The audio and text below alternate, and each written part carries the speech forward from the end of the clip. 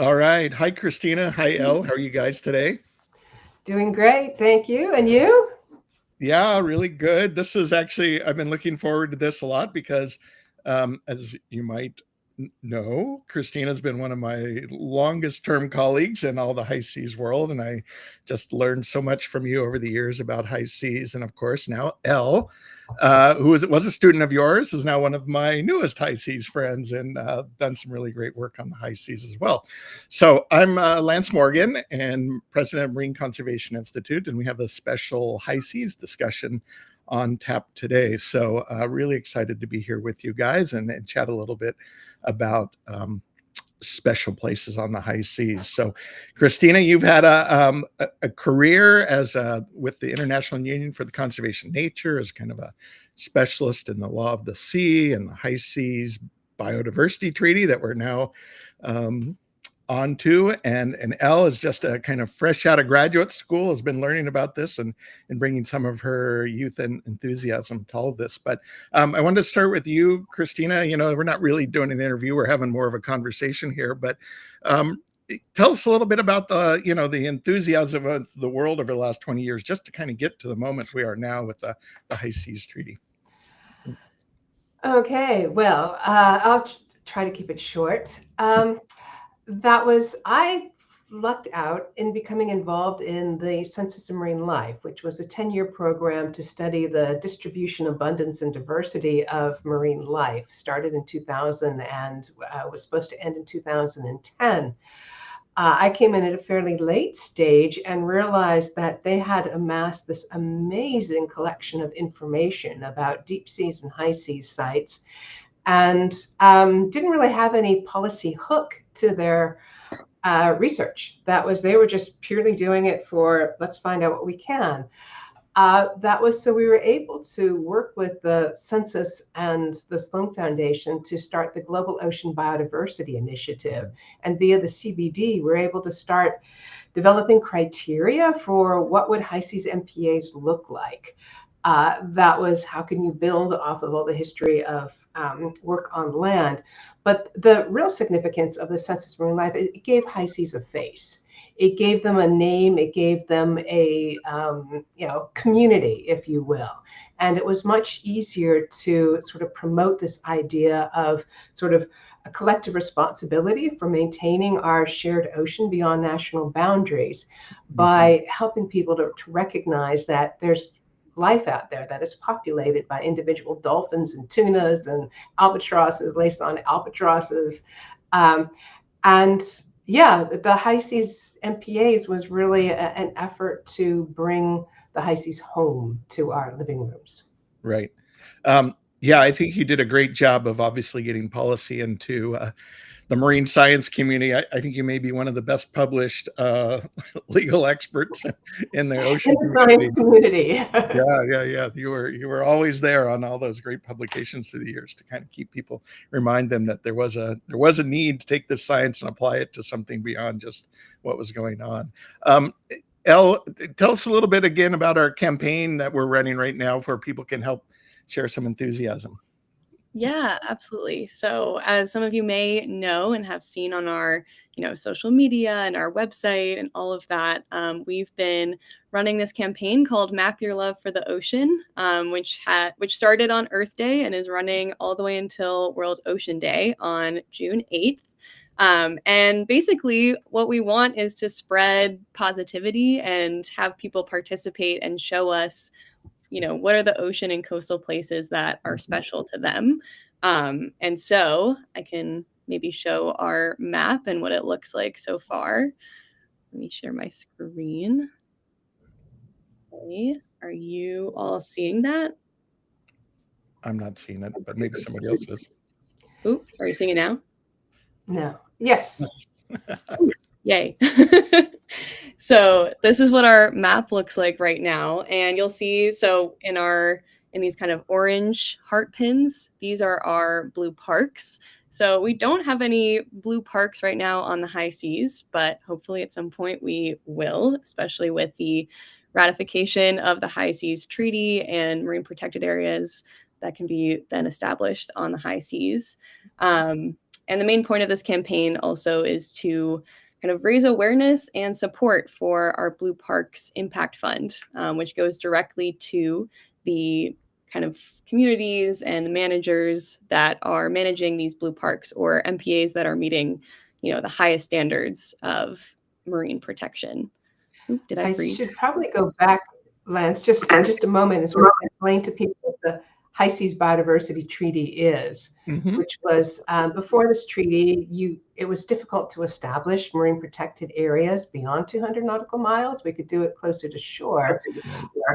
But that was the big legal gap that we saw, but also legal gap and no requirements for environmental impact assessments for activities that could harm ocean life, whales, beyond national jurisdiction, as well as sort of a huge discrepancy in capacity of developing countries to access marine genetic resources, or simply to participate in the marine scientific research or in the decision making that really affected how things are going. So the treaty was adopted in 2023 in June, and now is up for both signatures and ratification. And to date, there's 122 signatures, and I do believe 22 ratifications, but more are expected every day. So thanks. Sorry about that. Yeah, no, that's really important. And of course, we're all doing our best to encourage ratification, which I believe we need 60 to bring the treaty into force. And there's a lot of hope that will happen this year, 2025, and get us moving towards that 30% target. Yeah, so that's great. I think it's really, as you said, that we've started to learn more about some of the important places and interesting places on the high seas. And I think there's nothing better than to tell the story of places. Kristina and I got to work on this little beauty, the High Seas Gems. You got yours too. Great. Fantastic. Love it. A while ago. But that was our first shot at kind of making a list of places. But I wonder what places have really resonated with you, and what are the stories that you really like from these, from the high seas? Well, we clearly thought all of them were important, but they were, again, just examples of places of importance in areas beyond national jurisdiction that were important for migratory corridors or for deep sea biodiversity. So I'll just pick two today, if I may: the Sargasso Sea and the Lord Howe Rise. The Sargasso Sea is this wonderful example of a surface dwelling, a pelagic ecosystem of seaweed that swirls around the Atlantic Ocean. It's a sea without coastal shores, but it actually is maintained as an integral whole by the current system in the Atlantic Ocean. It's sort of this hotspot of biodiversity because of this sort of knobbly sargassum weed. People have heard too much about it wiping up on the shores of Mexico. But when it's where it's supposed to be and the amount it's supposed to be, it's an amazing concentrator of creatures that are specifically adapted to dwelling in this sargassum weed, surface floating seaweed. As well as the tuna and the swordfish and the sharks, and of course the eel that come to the Sargasso Sea from both Europe, Africa, the Mediterranean, and Canada and the United States to spawn and then swim back to their respective corners. So it's this magical swirling rainforest of the sea, if I can mix Sylvia Earle as well as my own metaphors here. Yeah.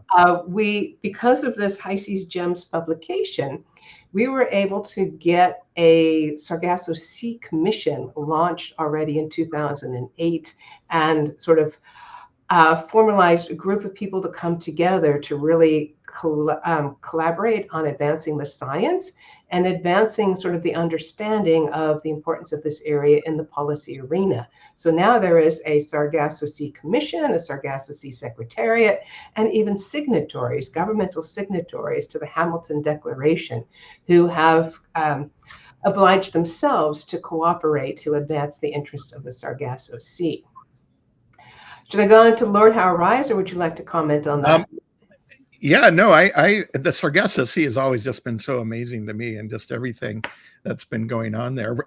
Yeah, I'd love to hear more about Lord Howe Rise. I heard there was just a workshop down there where some people are starting to bring Yes, the pieces together and make it a little more concrete too. precisely. Yeah, as we Yeah. did in the early days of the Sargasso Sea, is bringing the scientific community, the government, the civil society, and other stakeholders together to really try to get a sense of place of what do we know, what do we don't know, what are the priorities for research.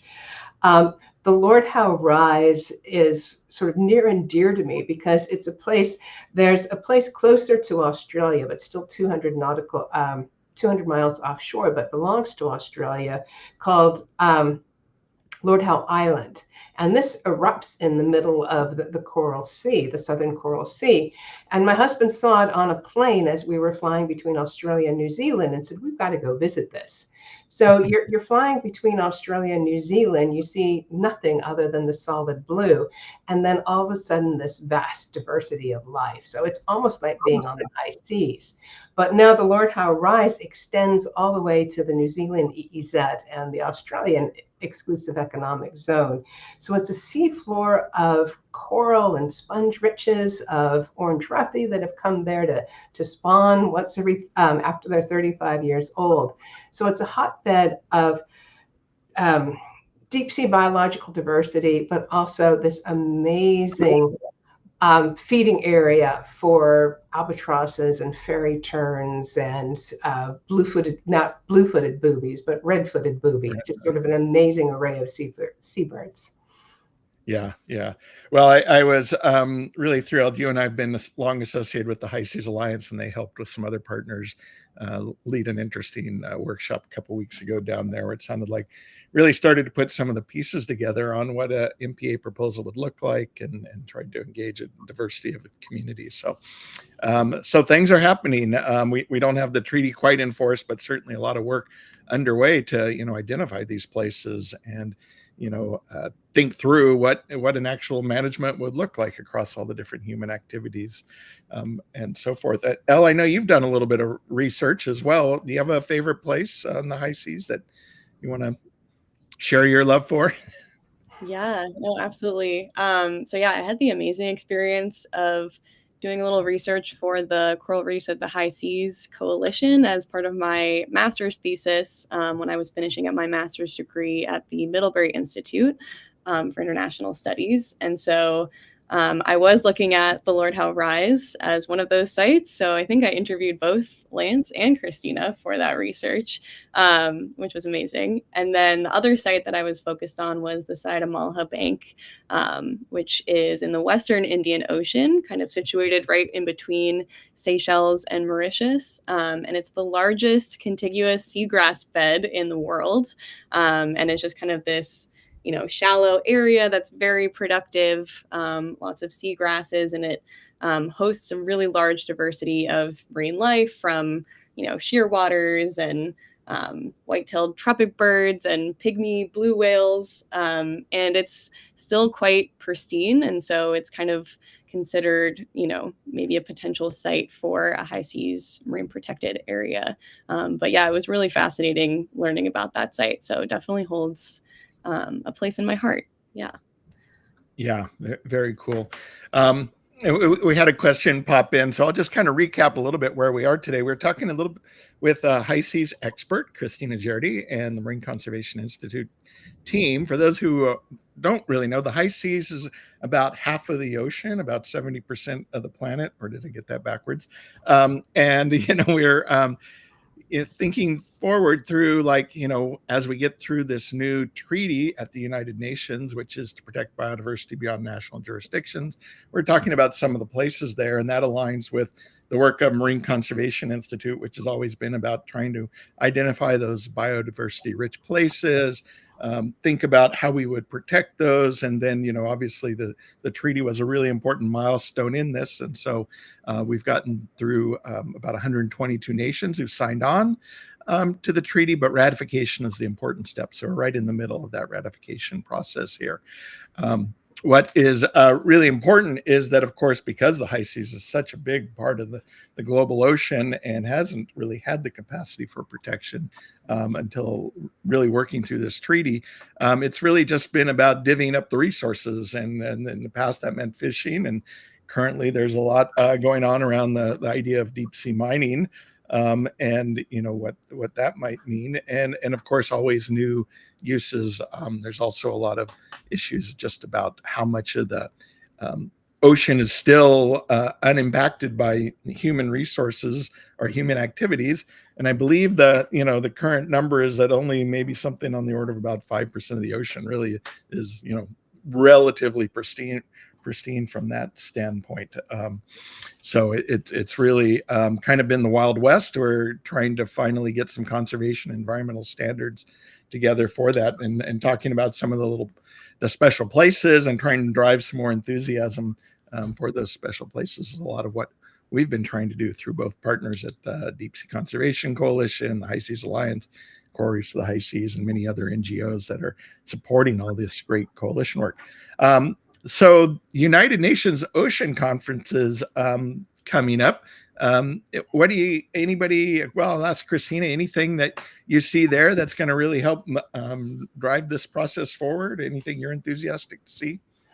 Well, one of the geekier things for people like me is that the United Nations, at least last I heard, is going to bring an official machine so governments can ratify the agreement on site. That was if they've gotten the approval of their parliament, they've gotten the approval of the executive, the president or the prime minister, then some high-level government official can actually go to the UN Ocean Conference rather than going to the United Nations and say, here, we're officially ratifying. France and many others have been pushing to get the 60 ratifications by the UN Ocean Conference. So I think there's another 5 coming from the European Union. So we are getting closer and closer. And if governments are sort of waiting for the suspense, it could be a huge celebration that we have made so much progress in sort of promoting and what do you call it, domesticating this high seas treaty. Plus, it's the UN Ocean Conference in June in Nice, France, is really a celebration of how far we have come in implementing the full array of the Sustainable Development Goals, especially 14, which is about life underwater. And I think, in this kind of difficult time of international cooperation, or that it will be seen as sort of this wonderful light, a bright spot, if you will, of where nations can really come together, talk meaningfully about how do we cooperate to protect high seas, deep seas, and to celebrate that we really are in a much better place than anyone would have thought 4 years ago. We still have lots of work to do in order to advance scientific knowledge, enable education, ocean literacy in every place, and ensure sustainable fisheries. But the progress would not have been made without the pressure of a lot of states, a lot of NGOs, and UN Ocean Ambassador Peter Thompson. Right. Yeah. No, it certainly will be a highlight. I think another highlight on the potential a little later out this year is the World Conservation Congress, which is the kind of the world's, all the members of the International Union for the Conservation of Nature. So this is governments and NGOs, civil society, lots of different parties to the IUCN, or members of the IUCN, try to come together to talk about conservation issues. And I know the 3 of us are also working on a similar kind of initiative, which is protecting the ocean twilight zone. So I know, Kristina, again, you've been one of the people who's really brought a lot of enthusiasm for this. So maybe you can give people a quick assessment of the ocean twilight zone and what's needed there to kind of help conserve it. Well, yes, hopefully you'll come in. I mean, the ocean twilight zone is also known scientifically as the Mesopelagic, which is sort of the zone of dwindling light once you get down below the sunlit pelagic zone, and it sort of gets darker and darker to the midnight zone. That was often referred to sort of like between 200 and 1,000 meters deep. Yeah. It hosts this amazing diversity of life that's from tiny little lanternfish to feeding grounds for sperm whale that have to be able to swim down 1,000 meters deep in order to get food. It's often off the radar screen because it's not high seas water column or the deep sea bed, but we do need to worry about the impacts of human activities on this vast ocean zone. And in particular, things like deep sea mining could spew plumes, sediments throughout the ocean twilight zone, close to the mining sites, but also far afield.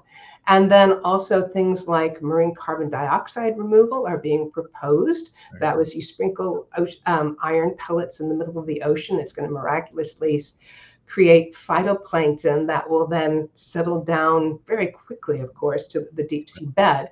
But they're forgetting about all the life that's already there and the work that they are doing to actually sequester carbon into the deep sea bed. And then, of course, there's interest in potential fisheries. The fish are tiny, but they are massive. That was 1 trillion tons or so, which of course has attracted the interest of some nations. But the concern is that you could really mess up the biological carbon pump, the carbon sequestration services that the ocean twilight zone already performs, as well as its critical importance in feeding a vast web of life throughout the ocean, from seabirds down to seamounts. So we have this motion that governments and NGOs who are members of IUCN will get to debate, discuss, and then hopefully approve in October 2025. Yeah, great. Thank you for that. Yeah, I was just going to add that, in fact, we're the motion, which is trying to limit any new fisheries in this ocean twilight zone, is the goal of the motion until we know better what's going on. And that's kind of everything from what's their role in, sequestering carbon, bringing carbon from the surface down into the deep. What's their role in kind of feeding, serving as prey for, tunas and swordfish and billfish and seabirds and marine mammals.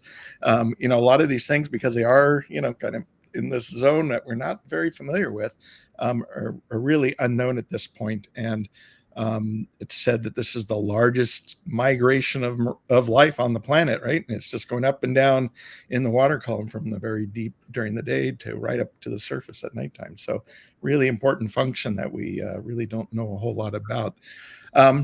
So I think we're kind of getting close to time. Elle, anything else you want to add in today about different activities? Again, you're with Marine Conservation Institute, and we're trying to encourage people to learn more about the high seas. So there's a lot of resources on our website, and many of our collaborating colleagues that are out there. Yeah, absolutely. And I think I tried and failed to share my screen and show the map a few times. I think that was not really working, but would encourage people, all of the sites that we talked about on the high seas are on our map. That's part of the Map Your Love for the Ocean campaign. And yeah, if you have, if the public has favorite high seas sites or, wants to share that, please go ahead and, drop your pin on the high seas. We need more love for the high seas right now. So please go ahead and do so. I think the link is on all our social media and website. So yeah. And remember the Sargasso Sea, the Lord Howe Rise, the Siadamala Banks, and many other wonderful places out there. And I'm hoping of the high seas gems also online so people can get some pictures. Yeah, and don't forget about those hydrothermal vents, right? Yes. All kinds of crazy things that we didn't even know about until the mid 70s. And I'm sure, I think there was a lot of news recently, like maybe a few percentage of the ocean's actually been explored on the seafloor. So with 95% of the seafloor yet to be discovered, I think we're going to find a lot of new and interesting things. So if you're a young scientist, yeah, definitely get into this game, because there's a lot to learn, a lot to discover, and everything else. All right. Well, with that, Kristina, thank you so much. You've been a longtime colleague, supporter, friend, everything. So we're really grateful for you being here, and it's always lovely to see you. And Elle, again, thanks for joining one of these streams, and maybe we'll do more of these later. But I encourage you all to be active in what's going on with the high seas. It is the common heritage of humankind. And so we all have a say in what happens there. And it's important for you to speak up. So with that, we'll say adios. Thank you so much. All right. Thanks again. Thanks, Kristina.